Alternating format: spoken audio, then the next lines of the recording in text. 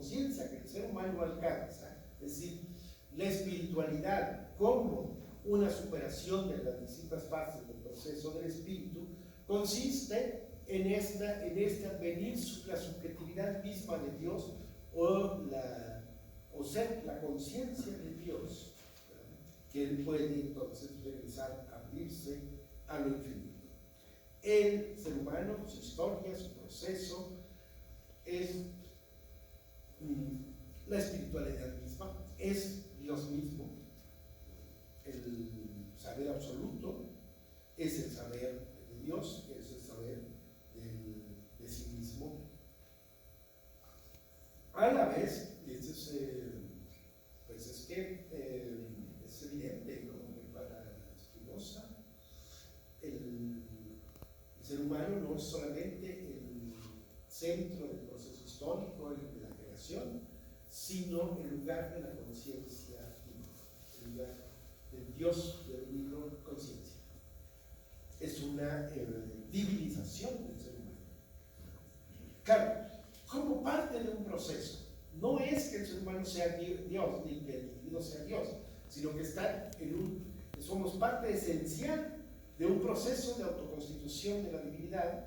y que no es otro que de constitución de la razón de la realidad, del sentido de lo real, y de la verdad como razón de ser, como fundamento del proceso de la realidad y del proceso de la acción humana. Es decir, la figura de lo divino, la figura de Dios y el espíritu absoluto en todo este proceso significaría, en términos desmitificados, en términos no abstractos o no teológicos, significaría el dominio de la verdad en el proceso de la experiencia humana. Ahora, para Hegel, el saber como el contenido último del espíritu absoluto, de acuerdo con la filología del espíritu, cada una de las instancias del espíritu se desarrolla a través de una triada, y el espíritu absoluto, la triada es arte, religión, filosofía, el estadio de la filosofía o de la ciencia o del saber absoluto, que son equivalentes para Hegel, supera a los anteriores y supera todo el proceso en la noción de un saber absoluto. ¿En qué consiste este saber absoluto? No es un saber objetivo, no es integrativo, no es la ciencia de que habla Hegel, no es tendida a poner en el modelo de la matemática o de la ciencia empírica como normalmente hacemos.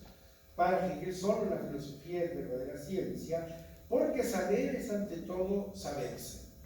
El contenido de verdad del saber es la reflexión, no como acto de una subjetividad separada o enfrentada al objeto, eso solo es un momento. La reflexión en su completud es el movimiento por el cual el sujeto revela al objeto como objeto de la conciencia y a la conciencia como actividad reveladora, como actividad revelante, y es esta actividad revelante que es permanente, que no termina nunca, que encontramos el saber, la ciencia, la filosofía, el espíritu absoluto y Dios mismo como encarnado, como proceso de actividad de autorrevelación. Bueno, me estoy yendo ya. Con 40, bueno, en unos minutos voy a terminar y así para completar. La filosofía es el medio y instancia de la espiritualidad para Hegel. El acto de la comprensión absoluta, de la reflexión efectiva, el sujeto se vuelve eterno. Bien, una figura importante en este proceso de la relación filosofía-religión y de esto que he llamado la construcción de una espiritualidad filosófica hermenéutica a través de una expropiación del contenido religioso, de una especie de transustanciación de lo divino al humano que hace Hegel, es también una figura fundamental, un poco olvidado, siempre un poco olvidado, puesto de lado, es Ludwig Feuerbach, el discípulo de Hegel y a la vez maestro de Marx. Por cierto, el término de transustanciación de lo divino al humano, que consistiría en este proceso de la filosofía ante la religión que llevan a cabo Hegel, Feuerbach y Marx, ese término es del propio Marx. Y había un filósofo español de los exiliados, que se llama Juan David García Vaca, que tiene todo un textito, un ensayo muy interesante, muy bonito además, sobre el concepto de transustanciación en el joven Marx. ¿Se acuerdan ustedes de que la transustanciación es un concepto cristiano, que es la explicación del proceso de la comunión, que es un problema que plantea la comunión para los teólogos, para la filosofía también, es un acto simbólico, meramente simbólico, ¿no? La hostia, el vino, la misa, es un artificio nada más, es un teatro, o es un acto real. Estamos tomando la sangre del cuerpo de Cristo, efectivamente, o nada más como que lo estamos haciendo. Cualquiera de las dos opciones planteaba un problema, ¿verdad? Y lo que hay es una transfiguración de la sustancia. La sustancia del cuerpo divino de Cristo en la hostia y el vino para llevar a cabo. O sea, es un simbolismo con una base real, o es una especie de simbolismo que está arraigado, que está agarrado a lo real, que no es un puro, un puro mito, un puro, digamos, sí, algo artificial que podemos no tomarnos en serio, etc. Bueno, este concepto de transustanciación que resultó muy importante para el establecimiento de la experiencia de la comunión, de la misa, lo retoma Marx para explicar la relación de lo divino con lo humano como un proceso de transustanciación, y esta transustanciación también es lo que Feuerbach está haciendo. Yo diría, sobre todo en la esencia del cristianismo, más allá de la fórmula de la inversión, es decir, la famosa tesis de Feuerbach es que la religión, y particularmente el cristianismo, solamente es una conciencia invertida, donde todo aquello que el hombre le atribuye a Dios son los atributos de sí mismo como humanidad o como esencia humana. Entonces, Feuerbach construye a partir de esta crítica, de esta inversión, una inversión de la inversión, replantear al ser humano como el sujeto de esa conciencia. Sin embargo, Feuerbach no es meramente un ateo, porque este proceso hermenéutico, trata de guardar aquellos rasgos que la religión había mantenido de forma mistificada, pero mantener esos rasgos, es decir, todo lo que la religión plantea, reinterpretado en términos antropológicos o en términos inmanentes. Este argumento de Feuerbach me parece fundamental, se lo conecta también con una frase de Marx famosa que decía: no podéis superar la religión sin superarla. No podéis superar la religión sin realizarla. Lo decía respecto a la filosofía, pero también lo decía respecto al cristianismo. Feuerbach es el autor de esta tesis, de que no podemos superar el cristianismo sin realizarlo. Es decir, la verdad del cristianismo, la acerca del ser humano, no la podemos olvidar, aunque ya no tengamos una creencia religiosa. Hay una función hermenéutica, una función racional de la propuesta religiosa, como muy bien ven Hegel y Feuerbach, que no podemos eliminar simplemente como lo creo que lo hace más brillantemente Feuerbach, que digamos, cumple el programa hegeliano de apropiación del contenido religioso por la filosofía, pero todavía en Hegel considera esta transmutación o esta apropiación como parte de la religión, ¿verdad? Como parte de la revelación de la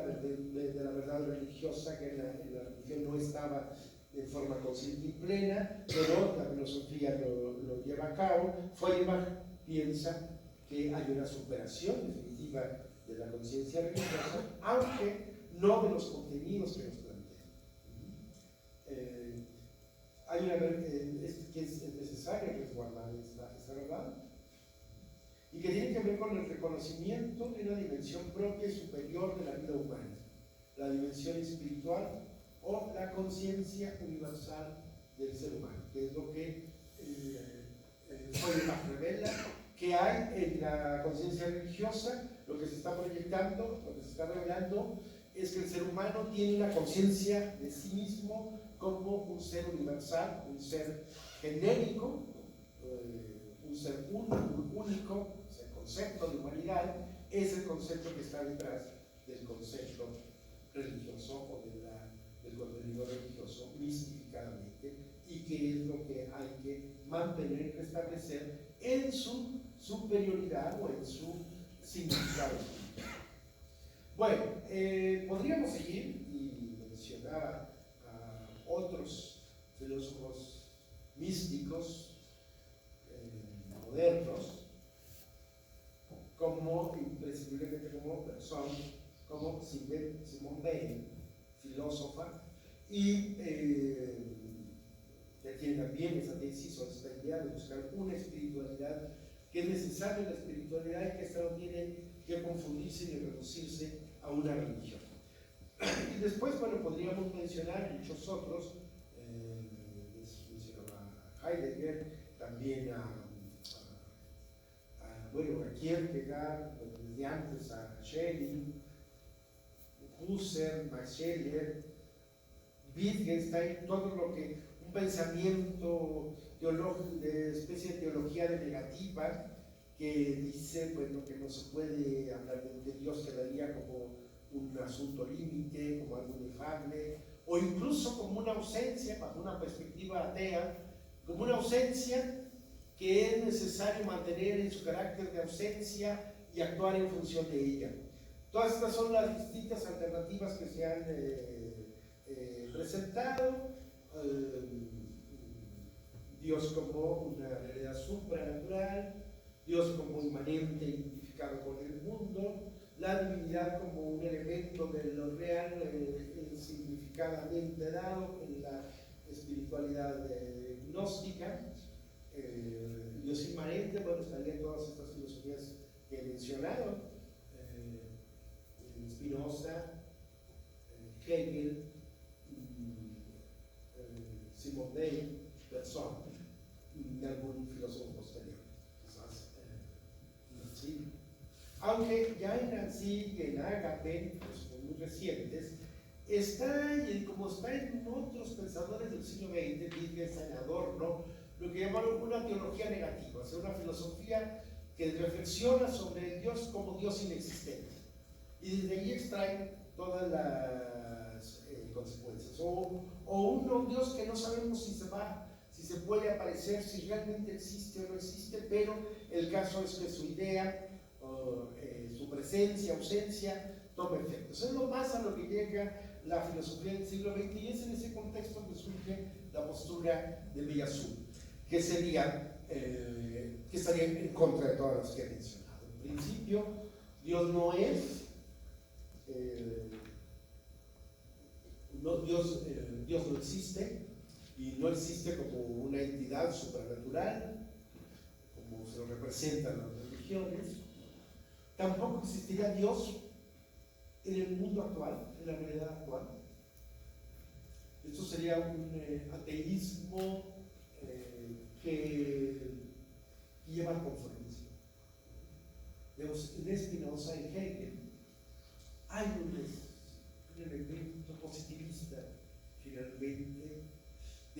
identificar a lo divino, a lo espiritual, con la realidad existente tal como es, pues que no hay más que entenderla y no hay mucho más que hacer. En ese sentido, tiene valor para María Azul la idea de Dios como algo que no está en esta realidad, que no divinizamos la realidad ni divinizamos al ser humano, que es un pecado de idolatría y es muy peligroso en términos de las posibilidades racionales de la praxis humana. Tampoco nos conformamos con esa espiritualidad que criticaba al inicio, reflexiva y superficial, y la opción que queda, que es la que plantea María Azul, que he termino aquí con señalarla, para en el futuro hablar más en forma de ella o platicar sobre ella, que es la postura de María Azul, que dice, bueno, ni aceptamos la postura religiosa ni la postura atea, sino postulamos que Dios no existe, que creemos en un Dios que no existe, pero que es posible que exista si reestructuramos nuestra concepción filosófica, si hacemos una nueva metafísica o una nueva ontología, no regida por la noción de necesidad o de leyes naturales deterministas, sino por una ontología de la contingencia, donde el tiempo, la existencia temporal, es lo esencial y es lo real, y es de donde surge toda posibilidad y toda novedad, en esta dimensión de la temporalidad. Y en la dimensión de temporalidad está abierta siempre lo posible, y un posible absoluto que propone María Azul, donde Dios puede llegar a surgir, puede llegar a emerger en un futuro. Dios no existe todavía, dice María Azul. No es que necesariamente vaya a existir,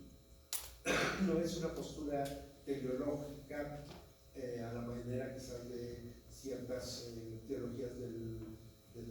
la evolución, como de Chardin, por ejemplo, que sí, Dios aparece como el final, ¿no?, de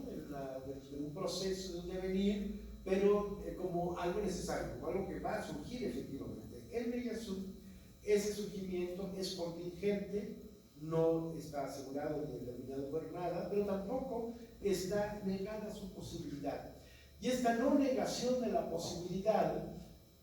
es lo que se llama apertura de la esperanza, y que está en las religiones, y que está en las post-religiones, y está también en la propia filosofía. Sí, Spinoza era crítico respecto a la noción de esperanza, aunque no la deploraba totalmente. Y esta es la esperanza sería ese sentimiento que una espiritualidad religiosa requiere, pero que una espiritualidad filosófica, al que puede hacer uso una espiritualidad filosófica, en el sentido de que, como dice María Azul, la esperanza puede entenderse como un sentimiento, como un deseo un poco ilusorio y acrítico, pero puede entenderse también como una forma convergente con un conocimiento de carácter indeterminado y abierto del devenir, y por ende de esta posibilidad efectiva de lo divino, y junto con lo divino, de la justicia, de la inmortalidad, del bien, de la perfección, etc. Es decir, argumentativamente es insostenible una posición nihilista, ¿verdad?, pero también las posturas que convierten a la espiritualidad como algo dado y necesario, ya sea en el supramundo o ya sea en este mundo. Hay que hacer esta crítica que he señalado aquí de manera muy rápida, y arribar entonces a un concepto de espiritualidad que mantiene el sentido, por ejemplo, de la negatividad hegeliana, pero no lo deja nada más como un inefable y no racionalmente accesible, como puede ser esta teología negativa de los filósofos irracionalistas del siglo XX, sino como una posibilidad racionalmente fructable, y por ende que nos permite recuperar la esperanza, recuperar el optimismo incluso, y un sentido del bien y de la justicia menos cuestionable o menos débil, menos endeble, como el que las posturas postmodernas, relativistas, etcétera, de los últimos tiempos al que nos han llevado. Entonces, esta es la respuesta, la propuesta. Algo más para terminar, bueno, sí, de una espiritualidad que mantiene su posibilidad real, objetiva, que no se identifica, que no se descritica respecto a los funcionamientos ideológicos de la espiritualidad trascendentista o de la espiritualidad humanista.